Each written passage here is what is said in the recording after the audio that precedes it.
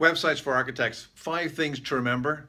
Firstly, start off on the basis that you know that everybody who's looking for an architect or their architect will start with Google. Always with Google. We don't use the yellow pages anymore.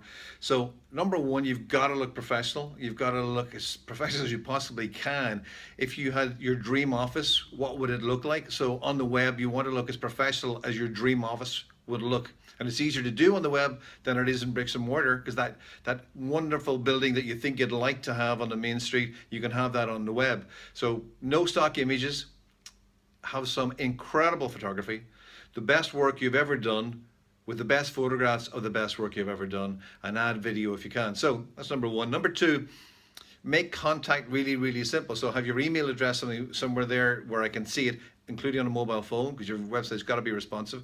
Your phone number's got to be there so I can call it, ideally a landline, so I can ring that number from the phone straight away. Or if I choose to send you an email, there should be a contact form that allows me to contact you 24/7. So on a Sunday night, if I think about it, I can send you an email asking you a question. Number three, portfolio for an architect. This is just so important. You've got to have a really good portfolio, and that portfolio has got to be in a gallery that's easy to navigate and shows off all the beautiful work that you've done with great photography, photographs that are really good, and then I can slip through quickly, but I can also possibly see a video where you've done a walkthrough of the building or the house or whatever. So very important to have a good portfolio.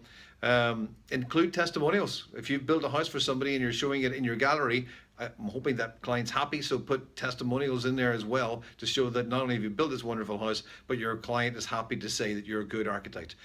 Services, number four, focus on the services you want to do. So if you're commercial rather than industrial, or commercial rather than residential, then make sure you put loads of information up about commercial architecture with case studies and a portfolio all about commercial architecture, so that you don't get inquiries of building a 3-bedroom bungalow in Skibbereen. Lastly, your FAQs, whatever are the common questions you get asked, like how much are stamp duties, what are the costs involved in building a house, include as much of that information as you can, so you're making yourself useful and adding value to people who come to your website to have a look around. So do all that, answer those questions. It'll save you a lot of time in terms of phone calls and emails, and it'll allow me get to the point I want to get to, which is to see, do I want to take you on as my architect? So answer as many questions as you can. When I get on the phone, we're probably going to be doing business. It'll only be down to fees. The last thing I'll need to know is find out how much is it going to cost me to engage your services. So after that, you got all this done. Go and Google your own business name and see what comes up. You're going to get 10 results, 3 ads, and a knowledge graph. Take control of what Google spits out about you, so you can actually make sure that you look good, look professional online. It's very, very easy to do once you get your head around what's got to be done. And lastly, if you Google architects in your area and see what comes up, because again, you want to be number one on page one and you want to look extremely professional. Those are your 5 tips.